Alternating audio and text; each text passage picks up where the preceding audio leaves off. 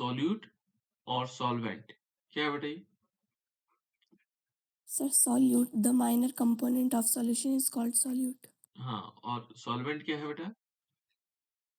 The major component of solution is called solvent. Solvent. ठीक है ना, तो हमारे पास ये हो जाएगा।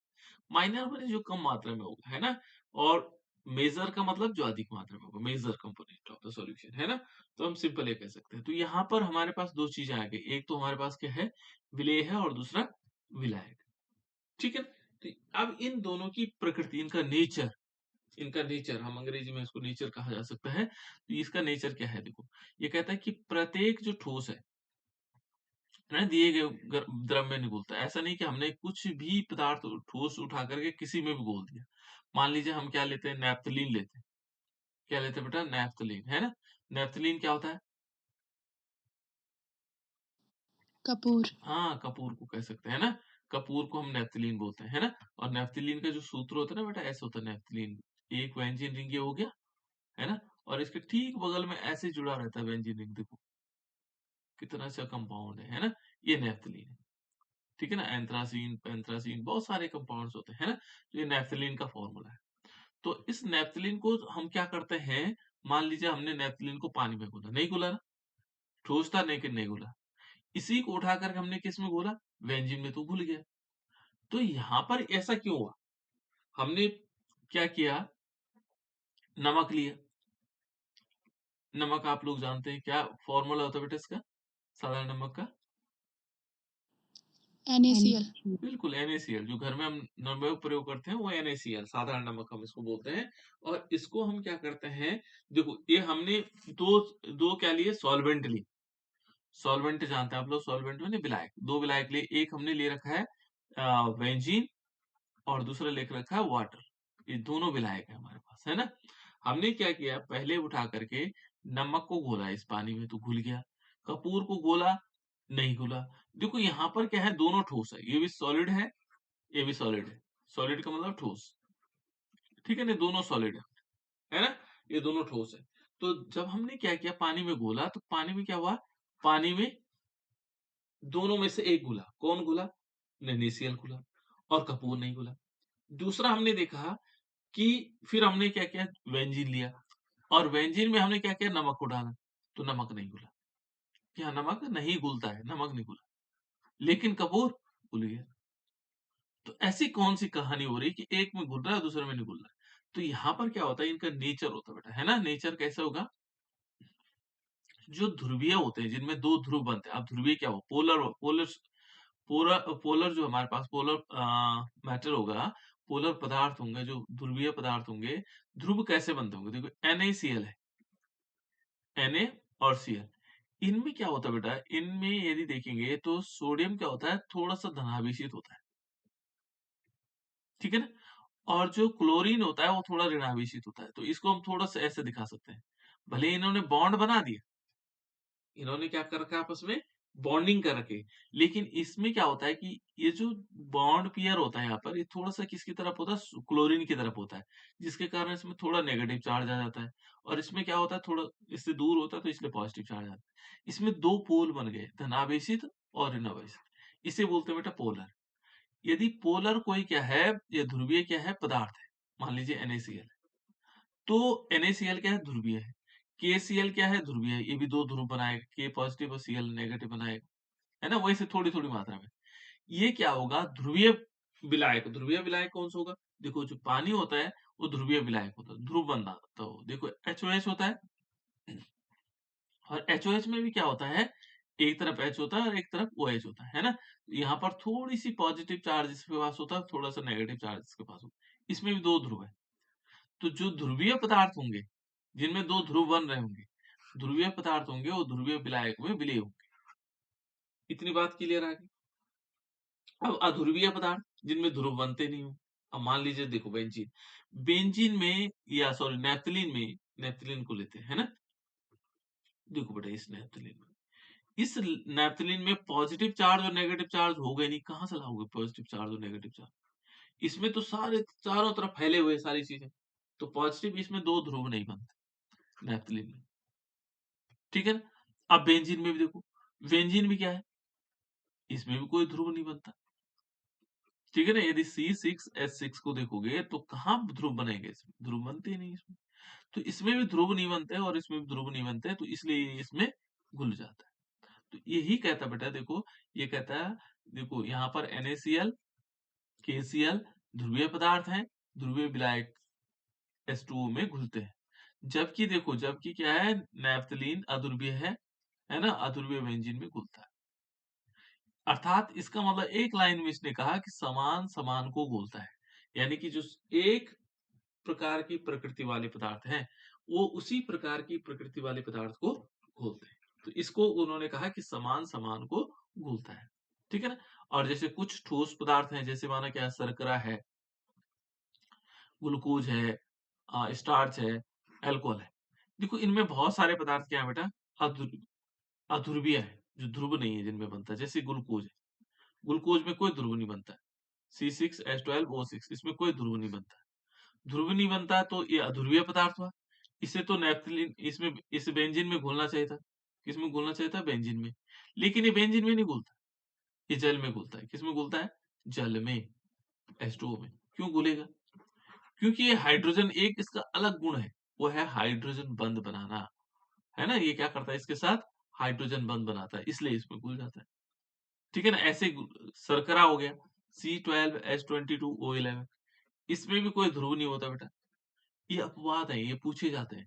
तो ये अध्रुवीय पदार्थ है, लेकिन ये फिर पानी में घुल जाता है। फिर देखो इसके बाद स्टार्च है, स्टार्च भी होता है बेटा, यही फॉर्मूला होता है, वो भी घुल जाता है। और अल्कोहल भी है, अल्कोहल भी क्या नहीं होता है, ध्रुवीय नहीं होता। C2H5OH ये क्या नहीं होता है, ध्रुवीय नहीं होता। फिर भी ये किस में घुल जाता है? H2O में घुल जाता है। तो इसका स्पेशल कारण क्या है? इन सब का स्पेशल कारण है इनमें हाइड्रोजन बॉन्डिंग का बनना। हाइड्रोजन बॉन्डिंग, देखो हाइड्रोजन बॉन्डिंग, हाइड्रोजन बंध का बंध, हाइड्रोजन बॉन्डिंग, ये हाइड्रोजन बॉन्डिंग बनाती है। ये सब के सब इसके साथ हाइड्रोजन बॉन्डिंग बनाते हैं, जिसके कारण ये इसमें घुल जाते हैं। तो ये एक एक्सेप्शन है, अपवाद जिसको बोलते हैं, है ना? अपवाद के रूप में हम इसको समझ सकते हैं। अपवाद समझते होंगे ना? अपवाद समझते हैं, एक्सेप्शन समझते हैं बेटा? देखो अपवाद कैसे होते हैं, मान लीजिए हम स्कूल से लेते हैं ना, सारे बच्चे ड्रेस में आ रहे हैं, तो हम कह सकते हैं ना कि भाई स्कूल के सारे बच्चे ड्रेस में आते हैं, लेकिन एक बच्चा वो ड्रेस में नहीं आता है, तो ये अपवाद हो गया, एक्सेप्शन हो गया। बाकी सब नियम को फॉलो कर रहे हैं, ये नियम को फॉलो नहीं करता। जो नियम को फॉलो नहीं करता वो अपवाद हो जाता है ना? अपवाद या उसको एक्सेप्शन बोलते हैं। तो ये सब बाकी तो नियम को फॉलो कर रहे थे, ये नियम को फॉलो नहीं कर रहे थे, ये ध्रुवीय अध्रुवीय होते हुए भी जल में घुल रहे हैं। तो इसके कारण ये क्या हो गया? अपवाद हो गया। ठीक है बेटा? तो एक तो हमारे पास पहला वाला पॉइंट क्या हो गया? देखो यहाँ पर हम कह सकते हैं विलेय और विलाय की प्रकृति ठू माने विलेयता को प्रभावित करने वाले कारक कौन से हैं? विलेय और विलाय की प्रकृति। दूसरा कारक क्या है बेटा? ताप। ठीक है ना? ताप का याद है किसी को कि ताप किस प्रकार से प्रभावित करता है? देखा होगा ताप से क्या क्या कारण होते हैं, घुल जाता जल्दी या नहीं घुलता? जैसे मानो कोई चीज हम चीनी घोल रहे हैं, है ना? सुक्रोज को घोल रहे हैं पानी में, हमने 10 चम्मच से इसमें डाल दिया, घुलना बंद हो गया। हमने इसको ताप दिया तो क्या होगा? घुल जाती है सर। और और घुलेगी, घुलेगा है ना? ज्यादा से ज्यादा घुलेगी। तो इसका मतलब ताप बढ़ाने पर कोई चीज घुल रही है ना? तो अब देखते हैं इसमें क्या क्या चीजें हैं। ताप बढ़ाने से इसका मतलब क्या होगा? ताप बढ़ाने से विलेयता बढ़ेगी। देखो यहाँ पर ताप का प्रभाव किस प्रकार से, ये ताप का प्रभाव विलेयता को, माने जो ठोस पदार्थ है उसको घोल रहे हैं पानी में, याद ये रखना है। कोई ठोस पदार्थ है, उसको द्रव में घोला जा रहा है, तो उस ठोस पदार्थ की विलेयता देखी जा रही है कि कैसे कैसे विलेय होगा, घुलेगा कैसे कैसे, है ना? तो यहाँ देखो, यहाँ क्या कहता है, ये कहता है कि जो अधिकांश ठोस है, क्या है? अधिकांश ठोस की विलेयता ताप बढ़ाने पर बढ़ती है।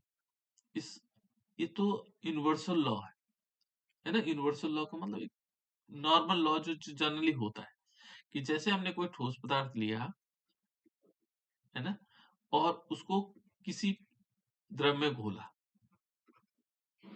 माना एक ठोस पदार्थ हमारे पास और उसको हमने क्या किया, द्रव में घोला, और द्रव में घोलने पर क्या हुआ, इसकी विलेयता बढ़ेगी, ताप बढ़ाने पर बढ़ेगी, ताप बढ़ाएंगे तो बढ़ती चली जाएगी।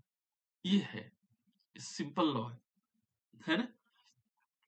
लेकिन ये कहता है परंतु ये अधिकांश ठोसों के लिए यूज होता है बेटा, है ना। लेकिन देखा होगा कुछ ठोस की विलेयता ताप बढ़ाने पर घटती है। यदि हमने ताप बढ़ाया तो विलेय हो गए नहीं, ठीक है ना, यहाँ पर क्या नहीं होगा, विलेय नहीं। कुछ ऐसे पदार्थ होते हैं जिनको ताप बढ़ाने पर वो घुलेंगे नहीं, वो बल्कि जम जाएंगे, घुले हुए पदार्थ वापस जमने लग जाएंगे, ठीक है ना। तो इसके लिए एक नियम है बेटा, देखो वो क्या है, ला-सातिले का नियम, ठीक है ना। ये ला-सातिले का नियम क्या कहता है कि देखो, यदि किसी विलेय को विलायक में घोलने पर, कहता है यदि किसी विलेय को विलायक में घोलने पर ऊष्मा अवशोषित होती है ना, तो ताप बढ़ाने पर विलेयता बढ़ती है। जैसे मान लीजिए हमने सपोज, आप लोगों ने ग्लूकोज देखा होगा, क्या देखा बेटा, ग्लूकोज को आप लोगों ने सबने एहसास किया है, ग्लूकोज, ग्लूकोज कैसा पदार्थ है, कैसा, अध्रुवीय। हाँ अध्रुवीय पदार्थ। और दूसरा नेचर में क्या है, सॉलिड है, लिक्विड है, या हाँ गैस है, कैसे बेटे, ठोस सॉलिड। है, सॉलिड। द्रव है, या गैस। ठोस है सर। बिल्कुल, ठोस। ग्लूकोज ठोस होता है। अब इसको हम पानी में घोलते हैं, पानी में घोलते हैं। आप लोग एक काम करना है कि इसको ग्लूकोज को थोड़ी सी मात्रा लेकर के, देखो ग्लूकोज को हम घोल रहे हैं, थोड़ी सी मात्रा लिया और जीभ के ऊपर रखना है। क्या करना है, जीभ के ऊपर रखना है। तो आपको कैसा महसूस होगा, एकदम पिघल जाता है सर, हाँ जीभ में पिघल रखते जाते ही। हैं, पर महसूस कैसे होगा, ठंडा या गर्म, ठंडा ठंडा होता है सर। ठंडा। ठंडा लगता है ना। बिल्कुल, जैसे हम जीभ के ऊपर रखते हैं तो ठंडा लगता है। ठंडा क्यों लगा बेटा, वो सर हमारी जीभ की ऊष्मा अवशोषित कर लेते हैं सर। बिल्कुल राइट। देखो जैसे ये क्या होगा, यहाँ पर देखो, ये जो ग्लूकोज है बेटा, ग्लूकोज को जब हम इस ठोस था, इसको हमने जीभ के ऊपर रखा, जीभ क्या होती, गर्म रहती है, और जैसे उसने ये घुलने लगेगा तो इसको घोलने के लिए हमारी जीभ की ऊष्मा को अवशोषित कर लिया, और हमें क्या, जीभ की गर्मी जो है कहाँ चली गई, इसको घोलने के लिए, किसको, ग्लूकोज को घोलने के लिए, और हमारी जीभ कैसे महसूस कर रही, ठंडा महसूस कर रही। इसका मतलब ग्लूकोज का जो घुलना है वो ऊष्मा को अवशोषित करता है, ठीक है ना। जैसे घोलेंगे ग्लूकोज को तो क्या होगा, उसमें ऊष्मा गर्मी क्या होगी, अवशोषित होगी। ऐसे ही हमने देखा होगा कि जब हम एक ग्लास में पानी लेते हैं और उसमें कुछ मात्रा में ग्लूकोज डालते हैं, तो जैसे पानी थोड़ा सा गर्म होगा, उस ग्लूकोज को डालने से थोड़ा ठंडा हो जाएगा, थोड़ा क्या होगा, ठंडा होगा। यानी कि ग्लूकोज को घोलने के लिए ऊष्मा की जरूरत पड़ती है, और वो ऊष्मा कहाँ से ली इसने, इस पानी से ले ली। देखा होगा ना, जैसे मानो पानी थोड़ा हल्का सा गर्म है और हमने क्या कर दिया, उसमें ग्लूकोज डाल दिया, तो ग्लूकोज डालने से पानी ठंडा हो जाता है। जैसे चीनी को घोलेंगे तो चीनी डालने से पानी क्या होगा, थोड़ा ठंडा हो जाता है ना। ये घरों में हम इसका उपयोग करते भी है ना, थोड़ा ठंडा पानी पीना, ग्लूकोज मिला कर पी लो। तो कारण क्या है कि जो पानी की जो गर्मी थी वो इस ग्लूकोज को घोलने में प्रयोग हो गई, ठीक है ना। तो ये देखो यही कह रहा है, देखो कि यदि किसी विलेय को विलायक में घोलने पर, विलेय का मतलब हो गया ग्लूकोज कम मात्रा वाला, और विलायक का मतलब हो गया जो अधिक मात्रा में पानी है, में घोलने पर यदि ऊष्मा अवशोषित हो रही है, तो इसमें ऊष्मा अवशोषित हो रही है, ठीक है ना। तो ताप देखो, तो ताप बढ़ने पर विलेयता क्या होगी, बढ़ेगी। और ऐसे जो पदार्थ होंगे जिनको हम घोलने पर ऊष्मा की जरूरत पड़ रही, तो हम क्या करेंगे, इसमें ताप बढ़ाएंगे। देखो इस ग्लूकोज में हमने क्या देखा, ये अवशोषित कर रहा है, यदि हम ताप बढ़ाएंगे तो और घुलेगा। माना चीनी हम डालते पानी में तो थोड़ा ठंडा हो जाता पानी, है ना, पानी ठंडा हो जाता है, तो हम ऐसे पदार्थ जो क्या करता है, ऊष्मा को अवशोषित करता है, ऐसे पदार्थों को ताप बढ़ाने पर क्या होगा, विलेयता बढ़ेगी, है ना। जैसे देखो आप NH4 NO3, ये भी क्या करता है बेटा, ये भी अवशोषित करता है, KNO3 ये भी अवशोषित करता है, NaNO3 ये भी अवशोषित करता है, NH4Cl ये भी अवशोषित, ये सारे के सारे ऐसे पदार्थ हैं जिनको पानी में घोलने पर क्या होगा, ऊष्मा अवशोषित होती है, ठीक है ना। तो इनको हम ताप बढ़ाने पर क्या होगा, ये ज्यादा घुलेंगे, ठीक है ना। दूसरा क्या है बेटा, दूसरी अभिक्रिया, इसको ऊष्मा शोषी अभिक्रिया कहते हैं ना, ये ऊष्मा का शोषण कर रही है, यानी कि ये ऊष्मा शोषी अभिक्रिया है ना, ऊष्मा अवशोषित करना, ऊष्मा शोषी। दूसरी ऐसी अभिक्रिया देखो, अब इसमें तो सिंपल हो गया कि भाई ऊष्मा क्या हो रहा है, घोलने में प्रयुक्त हो रही। और कुछ पदार्थ ऐसे होते हैं बेटा, देखो उन पदार्थों को देखते हैं कि जैसे माना हमने क्या किया कि पानी लिया और पानी में उन पदार्थों को डाला, मान लीजिए कोई पदार्थ डाला और उससे क्या हुआ, उससे पहले वाले में तो ठंडा हो रहा था, इसमें क्या हो रहा है, वो गर्म हो रहा है, पानी गर्म हो जाए, उबलने लगे।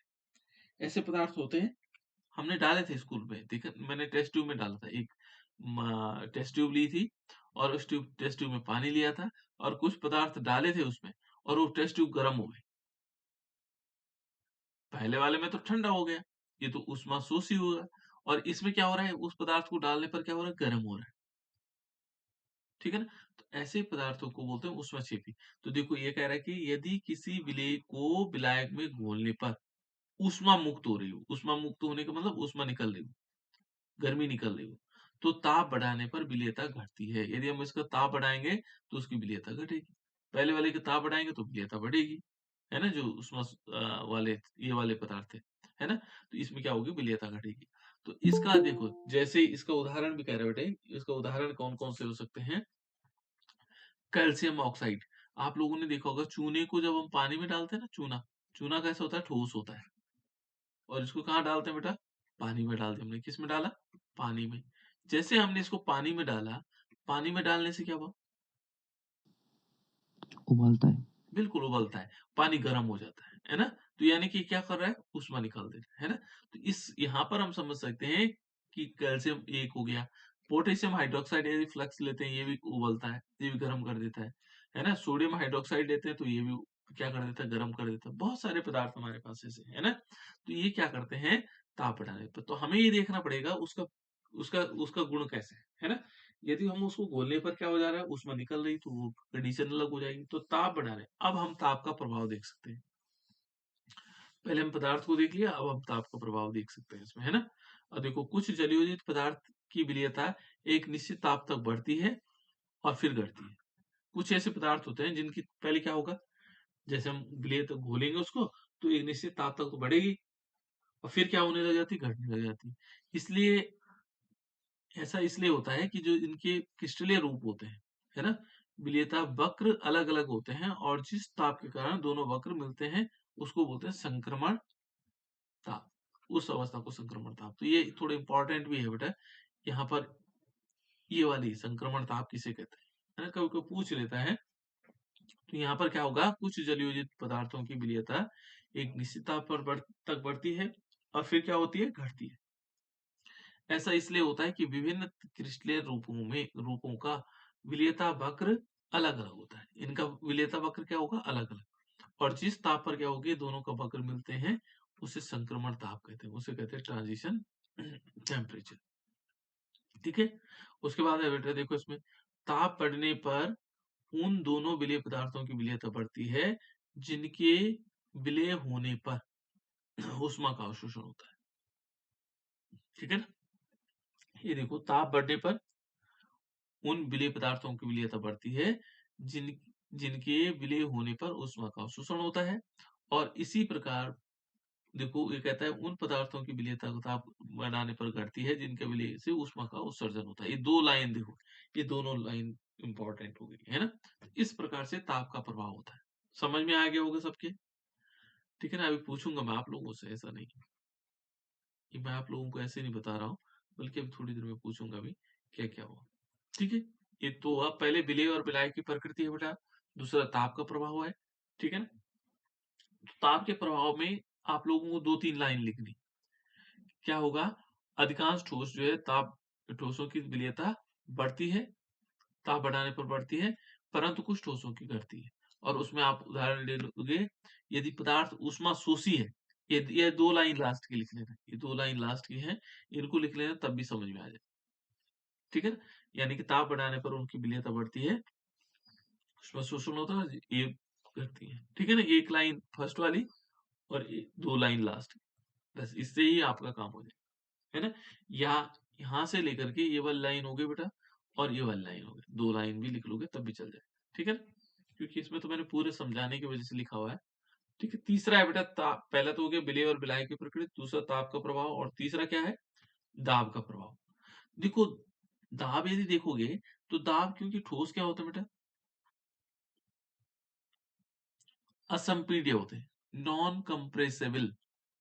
असंपीड्य का मतलब होता है नॉन कंप्रेसिबल, उनको कंप्रेस नहीं किया जाता, दबाया नहीं जा सकता, है ना? असंपीड्य जिनको बोलते हैं। तो देखो बेटा यहाँ पर ठोसों की द्रवों में विलय दाब का कोई सार्थक प्रभाव नहीं पड़ता। यदि ठोस को हम द्रव में घोल रहे हैं और उसमें दाब का प्रभाव देख रहे होंगे तो इसमें तो कोई प्रभाव नहीं होता। क्या नहीं था? कोई प्रभाव नहीं पड़ता इसका। मान लीजिए हम ठोस को क्या कर रहे हैं, द्रव में घोल रहे हो, तो कोई प्रभाव नहीं पड़ेगा उससे, है ना? ये ध्यान रखिएगा, इससे ज्यादा कोई प्रभाव नहीं पड़ने वाला। क्योंकि यदि हम क्या कर रहे होते, गैस को क्या घोल रहे होते द्रव में, तो तब दाब का प्रभाव पड़ेगा, ये ध्यान रखना। लेकिन ठोस को घोल रहे होंगे द्रव में तो कोई ज्यादा प्रभाव नहीं पड़ेगा, ये पूछूंगा मैं आप लोगों से, है ना? तो ठोसों पर दाब का कोई प्रभाव नहीं पड़ता बेटा इसमें, है ना? तो यहाँ कोई सार्थक प्रभाव नहीं पड़ता है, असंपीड्य होते हैं और दाब परिवर्तन का कोई प्रभाव नहीं पड़ता, तो इसमें दाब का कोई प्रभाव नहीं पड़ता, है ना? तीसरे वैसे भी 3 ही प्रभाव होते बेटे। अब बताओ हमने क्या, कौन किसके प्रभाव पड़े बेटे? क्या पढ़ा हमने अभी तक? क्या पढ़ा बेटा वंदना? विलय तथा विलायक की प्रकृति, ताप का प्रभाव, हाँ, दाब का प्रभाव। दाब का प्रभाव, है ना? ये किस पर देखा हमने? क्वेश्चन क्या बनेगा इसमें? क्वेश्चन बनेगा इसमें ठोसों की विलयता को प्रभावित करने वाले कारक, कारक, है ना?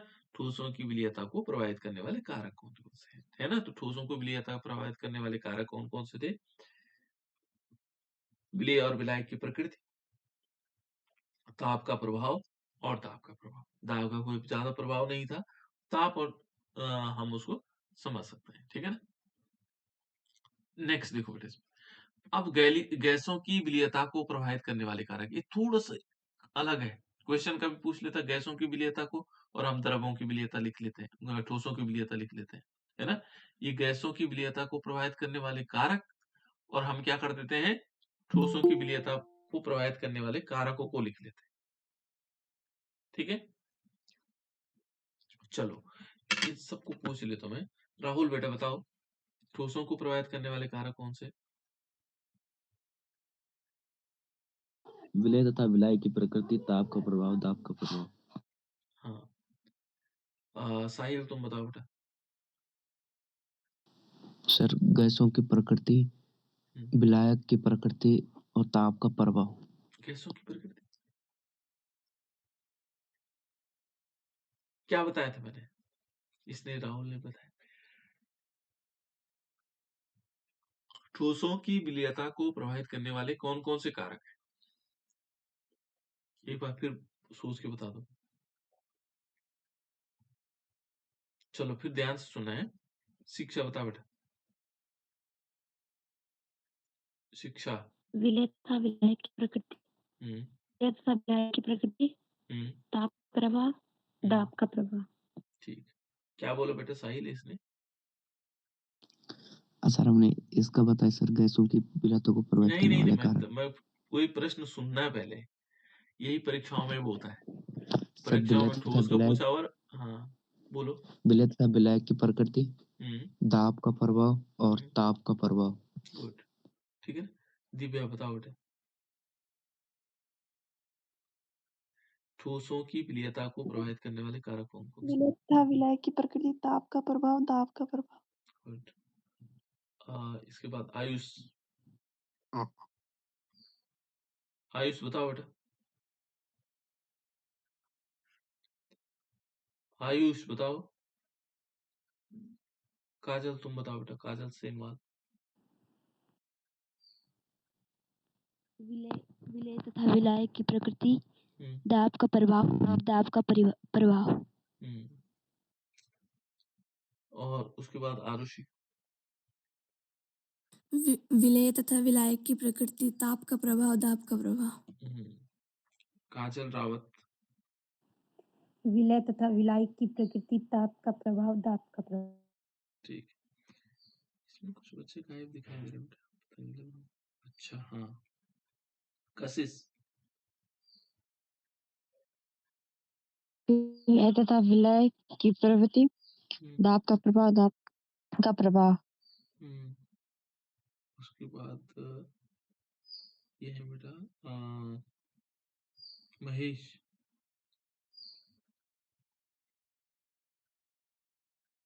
बताओ बेटा महेश। इसमें बच्चों कुछ बच्चों के नाम नहीं आ रहे।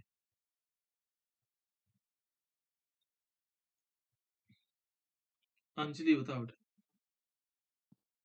विलय तथा विलायक की प्रकृति, हम्म, ताप का प्रभाव, दाब का प्रभाव। और ये इसका नाम है सागर। इसमें विलय तथा विलायक की प्रकृति, ताप का प्रभाव, ताप का प्रभाव। ठीक है, चलो कोई बच्चा और छूट गया क्या? आयुष ने बोला। सर रोहित छूट गया। रोहित रोहित हाँ रोहित बताओ। विलय की प्रवृत्ति, विलय तथा विलायक की प्रवृत्ति, दाब का प्रभाव, प्रवृत्ति ताप नहीं का बेटा, प्रभाव। प्रकृति प्रकृति, नेचर। प्रकृति, प्रवृत्ति नहीं, प्रकृति। प्रकृति है ना, नेचर उसका है ना, प्रवृत्ति नहीं। हाँ ठीक है। और कोई एक आयुष ने नहीं बोला है ना। चलो अब देखो बेटा, यहाँ पर हम देखेंगे तो गैसों को की विलीयता को प्रभावित करने वाले कारक कौन से हैं? जो गैस की विलीयता, अब मान लीजिए हम देखो यहाँ पर समझना क्या है हमने, अब हम क्या काम कर रहे हैं, गैस को घोल रहे हैं। इसकी विलीयता कैसे होगी, जब हम गैस को क्या करेंगे, द्रव में घोलेंगे। पहले क्या किया, पहले वाला काम हमारा था, ठोस को हमने क्या किया था, द्रव में घोला था, है ना। द्रव का मतलब पदार्थ है बेटा। दो चीजें हैं यहाँ देखो, एक तो द्रव होता है और एक द्रव्य होता है ना। तो द्रव्य तो पता क्या होता है, पदार्थ को बोलते हैं। जैसे मान लीजिए ये शब्द यूज होता है पदार्थ, पदार्थ का मतलब कोई चीज, जैसे माना हमारे पास चौक है तो द्रव्य है, हमारे पास सोना है तो द्रव्य है, चांदी है तो द्रव्य है, ये द्रव्य हो जाता, पदार्थ है ना। और द्रव क्या हो गया, ये लिक्विड फॉर्म में हो गया, जैसे जल हो गया, है ना, ये इसकी फॉर्म है, लिक्विड का फॉर्म है ना। तो ये ध्यान रखना आपको, है ना। तो यहाँ पर ठोस को हम क्या कर रहे हैं, द्रव में घोल रहे हैं, तो वो अलग चीज है, ठीक है ना, ये तो हमने देख लिया।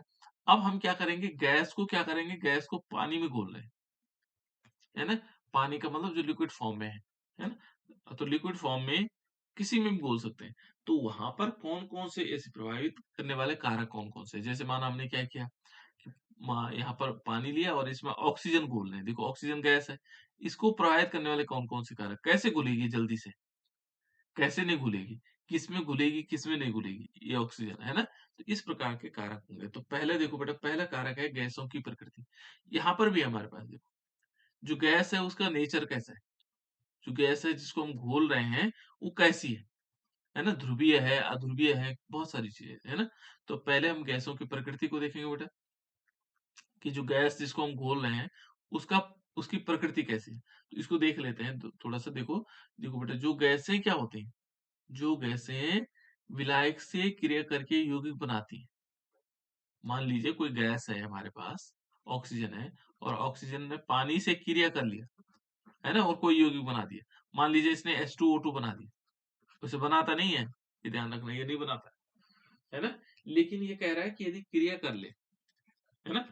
और देखो ये कह रहा है कि जो गैसें विलायक से क्रिया करके यौगिक बनाती हैं या विलायक में आयनीकृत हो जाती हैं, जैसे पानी में डाला वो आयन बना दे, है ना। या तीसरी कंडीशन, वे विलायक में अधिक घुलनशील होती है। तो यहाँ तीन चीजें ध्यान रखनी है।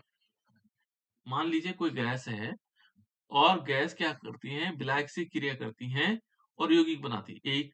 दूसरा क्या है, या विलायक में आयनीकृत होती है, तो वो क्या होंगे, अधिक घुलनशील होंगे। तो विलायक में क्या होंगे, अधिक घुलनशील होंगे। मान लीजिए एक तो क्या करती है, यौगिक बनाती, क्रिया करती है।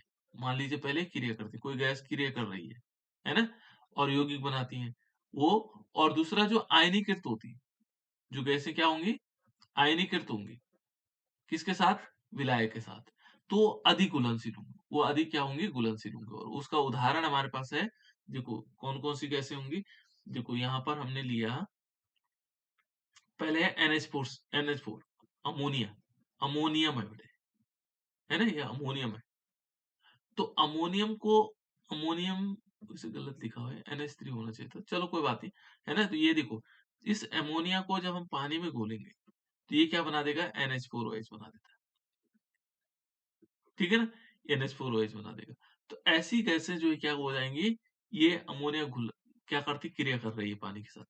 HCl है, देखो HCl है बेटा, तो HCl क्या है, गैस के फॉर्म में, हाइड्रोक्लोरिक अम्ल गैस के रूप में भी रहता है ना, ये लिक्विड के रूप में भी रहता है बेटा, गैस फॉर्म में भी रहता है। तो जैसे ही इसको हमने क्या किया, पानी में घोला, तो ये पानी में क्या कर देगा, ये H+ आयन बना देगा और Cl- आयन बना देगा। देखो आयनीकृत हो गया, आयन बना दी इसने। तो ये भी क्या होगी, ज्यादा घुलनशील होगी, जो क्रिया करेगी वो घुलनशील होगी। HBr देखो, मान लीजिए HBr है, तो इसने क्या किया, दो आयन बना दिए, H+ और Br-। तो ये भी आयनीकृत हो गए, ठीक है ना। जैसे सल्फर डाइऑक्साइड है, SO2 है, ये भी क्रिया करता है, ठीक है ना। ये कार्बन डाइऑक्साइड है, ये भी क्रिया करता है। तो ये सारे के सारे क्या है, अधिक घुलनशील है। आदि गैसें क्या है, जल में अधिक घुलनशील है। तो यहाँ दो, पहला पॉइंट क्या है बेटा, जो गैसें विलायक से क्रिया करके यौगिक बनाती हैं या आयनीकृत होती, विलायक में आयनीकृत होती या विलायक में आयनीकृत होती, वे अधिक घुलनशील होती हैं। ये पॉइंट याद रखना आपको, वे अधिक घुलनशील होते हैं, और इसके एग्जाम्पल भी याद रखने होंगे। दूसरा क्या होगा, एक तो हमने ये देख लिया, दूसरा क्या है बेटा इसमें, दूसरा कहता है कि वे गैसें जो विलायक के साथ अभिक्रिया करके यौगिक नहीं बनाती। मान लीजिए कोई ऐसी पदार्थ है जो क्रिया करके यौगिक नहीं बनाते, जैसे देखो वो कम घुलनशील होते हैं। अब देखो जैसे माना पानी है हमारे पास, और पानी में हमने क्या किया, ऑक्सीजन डाले, तो ऑक्सीजन न क्रिया करेगी, क्रिया नहीं करती ऑक्सीजन, तो ये कम घुलनशील है। ना हाइड्रोजन है, ये भी क्या होती है, कम घुलनशील, क्योंकि क्रिया नहीं करती। नाइट्रोजन है, ये घुलती नहीं, क्रिया नहीं करती, तो ये कम घुलनशील है। तो जैसे हाइड्रोजन हो गया, ऑक्सीजन हो गया, नाइट्रोजन है, ये क्या है, कम घुलनशील है, उसका कारण है ये क्रिया नहीं करती इनसे, ठीक है ना। तो दूसरा ये हो गया। पहला पॉइंट तो सिंपल क्या है, क्रिया करेगी, आयनीकृत होंगी तो ज्यादा घुलनशील होंगी, ठीक है ना। NH4 हो गया, अमोनियम हो गया, HCl हो गया, HBr हो गया, सल्फर डाइऑक्साइड, और H2, ये क्या होगा, CO2 होगा, ये क्रिया करती बेटे, है ना। और जो क्रिया नहीं करेंगी वो क्या होंगे, कम घुलनशील होंगे, जैसे हाइड्रोजन हो गया, ऑक्सीजन हो गया, नाइट्रोजन हो गया, है ना, ये कम घुलनशील होती है। दूसरा देखो बेटा इसमें, जिन गैसों के अवशोषण गुणांक अधिक होते हैं, जो गैसें होती हैं और उनका अवशोषण गुणांक क्या होगा, अधिक होगा, वे गैसें अधिक विलेय होती हैं। वो क्या होती हैं, अधिक विलेय होती है। अवशोषण गुणांक अधिक, तो अधिक ज्यादा विलेय होती है, ठीक है ना। देखो हीलियम का अवशोषण गुणांक कह रखा है इतना, है ना, तो ये एक वायुमंडलीय यथा पर संतृप्त विलयन बनाती है, और ये क्या बना देती है, संतृप्त विलयन बना देती है। चलो इसको याद भी मत रखना, कोई दिक्कत नहीं है, ठीक है ना, हीलियम। उसी प्रकार से देखो अमोनिया है, और अवशोषण गुणांक कितना है, 0 डिग्री सेल्सियस एक वायुमंडलीय ताप पर इतना। देखो ये कितने घुल करके संतृप्त यौगिक बनाती है। तो ये 3 पॉइंट तो याद रखने। देखो पहला, दूसरा और तीसरा, बस, ठीक है ना। चलो इनको छोड़ भी देंगे तो कोई दिक्कत नहीं होता है ना। ये 3 पॉइंट तो गैसों की प्रकृति हमें पता लग गया, इसको पूरे याद हो जाए तो बहुत बेहतरीन। लेकिन शुरुआती तौर पर 1, 2 और 3 पॉइंट, तब उसके बाद आप लोग एग्जाम्पल वाले ले सकते हो, ठीक है बेटा। तो पहले है गैसों की प्रकृति, यहाँ विलेय और विलायक की प्रकृति नहीं, केवल गैसों की प्रकृति, है ना, कि गैस यदि इस प्रकार के होंगे तो ज्यादा घुलनशील होंगे, इस प्रकार के होंगे तो कम घुलनशील होंगे, ठीक है ना। दूसरा है बेटा इसमें विलायक की प्रकृति, विलायक माने जिसमें घोला जा रहा है। अब मान लीजिए देखो, ध्रुवीय गैसें ध्रुवीय विलायकों में अधिक घुलनशील होती है। मान लीजिए हमने क्या कहा, वहां भी देखेंगे, जैसे इसमें देखेंगे ध्रुवीय और अध्रुवीय विलायकों में कम। यदि हमने ध्रुवीय गैसें ली तो ध्रुवीय विलायकों में अधिक घुलनशील होगी, लेकिन जो अध्रुवीय विलायक होंगे उनमें कम होंगे। जैसे देखो यहाँ पर HCl है, HCl क्या है बेटा, ध्रुवीय है ना। अमोनिया है, NH3 है, ये भी क्या है, ध्रुवीय है, गैसें हैं, है ना। तो ये H2O में घुलनशील होती है। इन दोनों को हम क्या करेंगे, पानी में आसानी से घोल सकते हैं। ये ध्रुवीय है और ये भी ध्रुवीय है, तो ध्रुवीय विलायक ध्रुवीय विलय इसमें घुल जाते हैं, है ना। ध्रुवीय गैसें जो क्या होंगी, ध्रुवीय विलायक में अधिक घुल जाएंगी।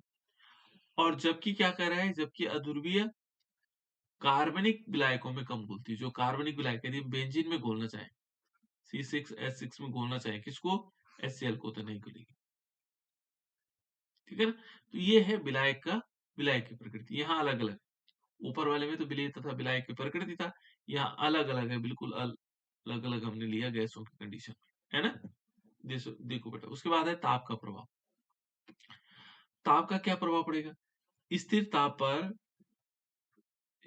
पर जो ताप बढ़ाने पर गैसों की विलेयता क्या होती है, घटती है। जो गैसों की विलेयता होगी वो घटेगी। अधिकांश जो गैसें होंगी, देखो अधिकांश गैसों की को उनके विलयन को उबालने में लगभग पूर्णतः मुक्त कराया जा सकता है ना। और कुछ गैसें, जैसे देखो कुछ गैसें हमारे पास हाइड्रोजन हो गया, हीलियम हो गया, है ना, ऐसे भी हैं जिनको घोलने पर उष्मा का अवशोषण होता है। तो यहाँ पर देखो सिंपल एक लाइन याद रखनी है आपको कि ताप का क्या प्रभाव पड़ेगा। तो स्थिर ताप बढ़ाने पर गैसों की विलेयता घटती है। जैसे देखो ठोस क्या हो रहा था, विलेयता, ठोसों में क्या हो रहा था बेटा, ताप बढ़ा रहे थे, विलेयता क्या हो रही थी, बढ़ रही थी। यहाँ गैसों में उल्टा होता है, ध्यान रखना, गैसों में क्या होता है, उल्टा होता है। गैसों में क्या होता है, विलेयता घटती है। यदि आपने ताप बढ़ाया तो विलेयता क्या होगी, घटेगी। गैसों की विलेयता घटती है, ध्यान रखना। और ठोसों की विलेयता बढ़ती है ताप बढ़ाने पर। ये बहुत इंपॉर्टेंट पॉइंट है, क्योंकि हम यही कंफ्यूजन कर जाते हैं। यदि ठोस हुआ, उसकी विलेयता ताप बढ़ाने पर क्या होगी, ताप बढ़ाने पर क्या होगी, ठोसों की विलेयता बढ़ेगी। ताप बढ़ाने पर क्या होगी, बढ़ेगी। और गैसों की विलेयता ताप बढ़ाने पर क्या होगी, घटती है। घटती है। बस ये ध्यान रखना आपको, है ना। तो अधिकांश गैसों को उनके विलयन में उबालने पर लगभग पूर्णतः मुक्त हो जाती है। यदि हम मान लीजिए हमने क्या किया, मान लीजिए किसी पानी में ऑक्सीजन घुला हुआ और हमने इसको गर्म किया, तो ऑक्सीजन जो उड़ जाएगा, है ना, उसकी विलेयता कम हो जाएगी, है ना। तो ये कह रहा है कि देखो अधिकांश गैसों के विलयन को उबालने पर लगभग क्या होता है, पूर्णतः मुक्त हो जाती है। तब पानी में से ऑक्सीजन गायब, है ना। कुछ गैसें ऐसी होती है, देखो अब एक एक्सेप्शन भी होते हैं बेटा इसमें।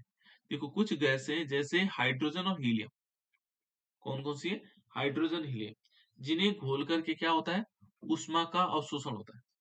देखो हाइड्रोजन और हीलियम एक दो ऐसी गैसें हैं कि यदि हम इनको घोलेंगे, मान लीजिए हमने इनको पानी में घोला, हाइड्रोजन को घोला, तो इसमें क्या होता है, उष्मा का अवशोषण होता है। जैसे उसमें हम ग्लूकोज घोल रहे थे ना, तो उष्मा का अवशोषण हो रहा था। इसमें क्या हो रहा है कि हमने क्या किया, हाइड्रोजन घोला तो इस पानी की गर्मी थोड़ा गायब हो गई, या हीलियम को घोला तो पानी की गर्मी क्या हो गई, गायब हो गई, यानी कि अवशोषित हो गई। तो अब यदि हम इसको गर्म करेंगे तो इसकी तो विलेयता बढ़ जाएगी, सिंपल, क्योंकि ये तो अवशोषित कर रहा है। तो ये हाइड्रोजन मुक्त नहीं होगा, हाइड्रोजन और क्या नहीं होगा, हीलियम। मान लीजिए हाइड्रोजन और हीलियम गैस को घोलना हो हमें, तो हमें क्या करना पड़ेगा, ताप बढ़ाना पड़ेगा। ये एक्सेप्शन है बेटा, बहुत इंपॉर्टेंट एक्सेप्शन है ये। हाइड्रोजन हीलियम क्या है, दो ऐसी गैसें हैं जिनको घोलने पर ऊष्मा अवशोषित होती है ना। और इसका मतलब क्या होगा, जैसे हम ताप बढ़ाएंगे, मान लीजिए हमने टेम्परेचर बढ़ा दिया और इसमें हाइड्रोजन गैस घोलना चाहेंगे, तो हाइड्रोजन गैस ज्यादा घुलेगी, हाइड्रोजन और हीलियम गैस ये दोनों घुलने लग जाएंगी, क्योंकि अवशोषित करती है ना, ऊष्मा का अवशोषण करती है। तो ऐसी गैसों की विलेयता क्या होगी, ताप बढ़ाने पर वृद्धि करेगी। ये दो गैसें ऐसी हैं जिनको ताप बढ़ाने पर इनकी विलेयता बढ़ती है। तो आपको पूछा जाएगा कि हाइड्रोजन और हीलियम को ताप बढ़ाने पर उनके विलेयता का में क्या प्रभाव पड़ेगा, है ना। तो उनकी विलेयता बढ़ेगी। क्लियर हुआ बेटा, ये बहुत इंपॉर्टेंट है, एक्सेप्शन काफी इंपॉर्टेंट है ना, क्योंकि इसी पर हेनरी का लॉ भी आता है। देखो अब एक चीज और है, देखो विलायक में अन्य पदार्थों की उपस्थिति। मान लीजिए आपका विलायक जो है, माना पानी है, और पानी में कुछ नहीं मिला हुआ है, आसुत जल है, जिसको हम बोलते हैं डिस्टिल वाटर, है ना। डिस्टिल वाटर तो सुना होगा आप लोगों ने। डिस्टिल वाटर कैसे बनता है बेटा, देखो डिस्टिल वाटर को हम क्या करते हैं, माना हमने पानी लिया, यहाँ पर पानी लिया, है ना, और इस पानी को उबाला, इस पानी को क्या किया, उबाला। उबालने से हमने एक ट्यूब लगाई, बल्कि बना भी रखा हमने, लैब में भाप ऐसा से बना नहीं भी रखा, बनता सर। है ना। और इस पानी को उबालेंगे और इस पानी को यहाँ किनारे ले लेंगे दूसरे बर्तन, ठीक है ना, यहाँ से उबालते उबालते, तो इसमें जो पदार्थ होंगे, पदार्थ वो यही रह जाएंगे, और क्या केवल शुद्ध पानी आएगा। शुद्ध पानी माने आशुद्ध जल, जिसको डिस्टिल वाटर कहते हैं। लेकिन ये कहता है कि देखो यदि विलायक में कोई विद्युत अपघट्य पदार्थ, कार्बनिक पदार्थ, अन्य कोई पदार्थ उपस्थित हो तो गैसों की विलेयता घट जाती है। इसमें बहुत सारे पदार्थ मिले क्योंकि पानी में कुछ ना कुछ तो मिला रहता है। कभी जिंक होगा, कभी आयरन होगा, बहुत सारी चीजें मिली हुई रहती है। तो यदि साधारण हम पानी लेते हैं तो उसमें कुछ ना कुछ पदार्थ उपस्थित रहता है। तो उन पदार्थों के कारण उसकी विलेयता क्या हो जाती है? गैसों की विलेयता घट जाती है। लेकिन यदि शुद्ध पदार्थ है, बिल्कुल एकदम जैसे आंसू डिस्टिल वाटर हमने लिया, तो उसमें क्या होगा? विलेयता बढ़ जाती है गैसों की विलेयता। ये ध्यान रखना आपको। विलायक में अन्य पदार्थों की उपस्थिति। तो ये हमारे पास क्या है बेटा? गैसों की विलेयता को प्रभावित करने वाले कारक है। ठीक है ना? दाब का प्रभाव। दाब का प्रभाव आप लोगों ने अच्छी तरह समझा भी हुआ है। एक निश्चित दाब बढ़ाने पर गैसों की विलेयता बढ़ेगी। यहाँ पर क्या होगा? जैसे हम क्या करते हैं, वो तो ठोस था, यहाँ पानी लिया, ऊपर से हमने क्या क्या कर गैसें ये गैसें हैं मान लीजिए, और इस पर यदि दबाव डालेंगे ना, ऐसे प्रेशर डालेंगे, तो ये सारी गैस जो है द्रव में बदल जाएगी, यहाँ घुल जाएगी इसमें। ठीक है ना? तो क्या होगा? दाब बढ़ाने पर गैसों की विलेयता बढ़ती है। और ठोसों में क्या हो रहा था बेटा? ठोसों में क्या होता? कोई ठोसों में प्रभाव नहीं पड़ घट रहा। रही थी। हाँ, कोई प्रभाव नहीं पड़ रहा था। ये घटने वाला बात कौन कर रहा है? कोई प्रभाव नहीं पड़ रहा था। इसमें क्या हो रहा है? इसमें विलेयता बढ़ रही है और उसमें कोई प्रभाव नहीं पड़ रहा था। तो ये ध्यान रखना आपको, है ना? इस प्रकार से दो चीजें हमने पढ़ ली। ठीक है? ये छोटी छोटी चीजें हैं। आप बताओ बेटा, पहले बताओगे आप मुझे, ठोसों की विलेयता को प्रभावित करने वाले कारक कौन कौन से? ठोस वाले।